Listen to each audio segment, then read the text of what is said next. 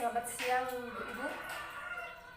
Baik, seperti biasa dalam pertemuan kita yang kita lakukan sekali sebulan, tepat pada hari ini, Kamis 7 Juli 2020, kita pertemuan.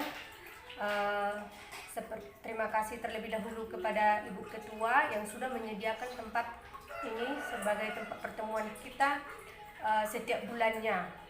Terima kasih, semoga Ibu ditambahkan rezeki. Selanjutnya, pada pertemuan kali ini sebelum dimulai, tolong dipimpin doa oleh Ibu Sekretaris. Silakan Ibu. Terima kasih buat Ibu Sekretaris. Sekarang kita membahas topik bagaimana mengurangi perilaku buruk anak. Bagaimana mengurangi perilaku buruk pada anak. Saya mau bertanya kepada ibu-ibu semua. Pernahkah anak-anak kita melakukan hal-hal buruk, memiliki sikap buruk? Apalagi zaman sekarang yang begitu sulitnya anak-anak diatur. Pernah Ibu? Oke, bagaimana tanggapan Ibu? Kira-kira rindukah orang ibu-ibu di sini supaya anaknya itu tidak berperilaku buruk lagi, tidak melakukan hal-hal yang tidak diinginkan lagi?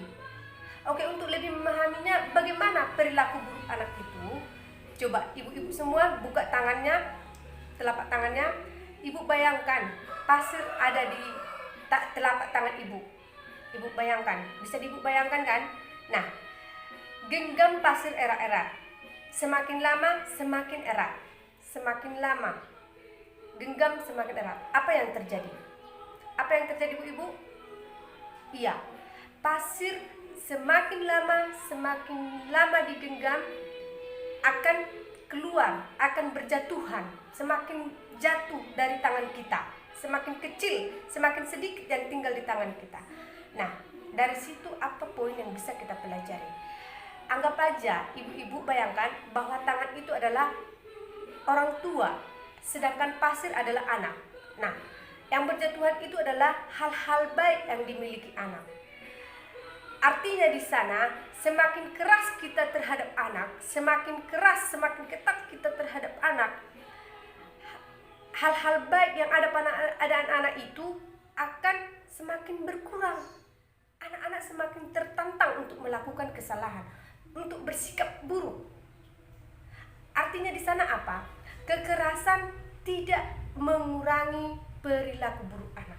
Nah, bagaimana apa sih cara yang digunakan untuk mengurangi perilaku buruk pada anak? Nah, sedangkan dampak kekerasan itu apa ibu-ibu? Silahkan disimak.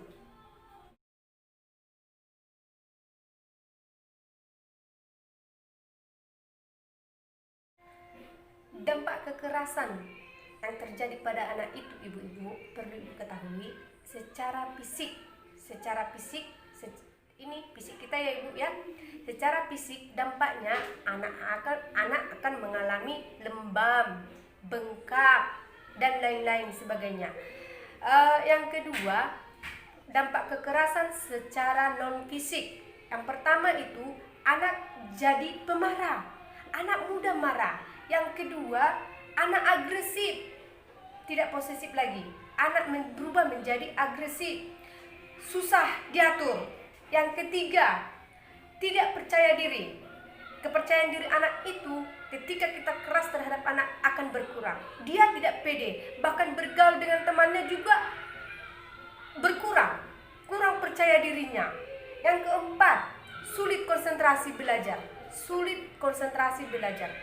Sangat berat efek negatif dari kekerasan terhadap anak. Selanjutnya, bagaimana sebenarnya cara mengurangi perilaku buruk anak tanpa kekerasan? Bagaimana cara mengurangi perilaku buruk anak tanpa melalui kekerasan? Yang pertama, untuk umur di bawah 2 tahun, silahkan kita lihat di poster berikut.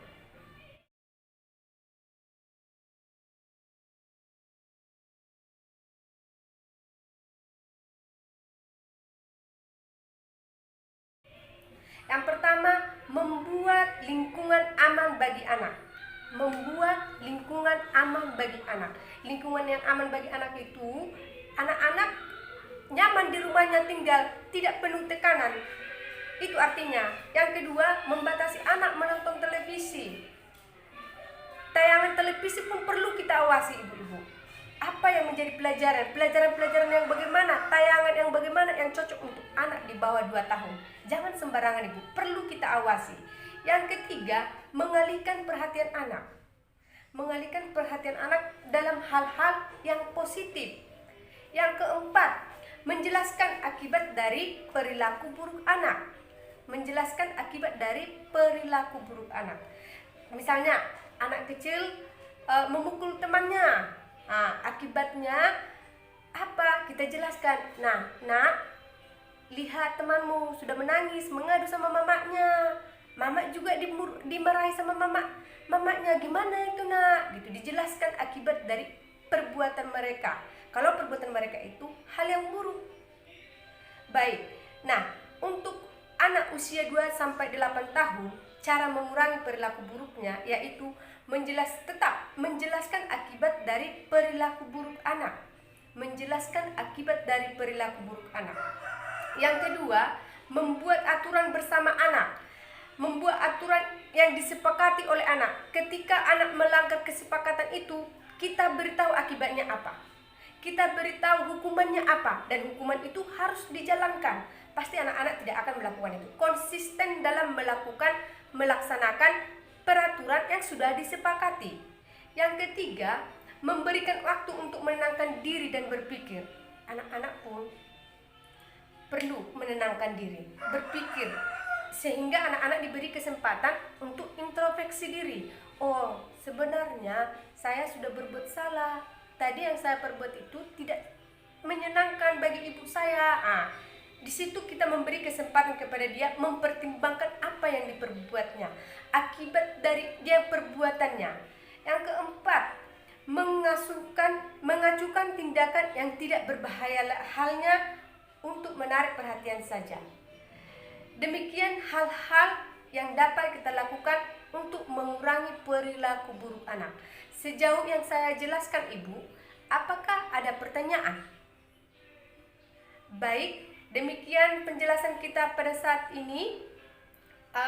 Itu tadi poin penting adalah, kesimpulan yang bisa saya berikan adalah cara meningkatkan perilaku baik anak itu bisa, yang pertama itu memuji anak, dan perilaku yang baik yang sudah dilakukan anak perlu memberikan pujian.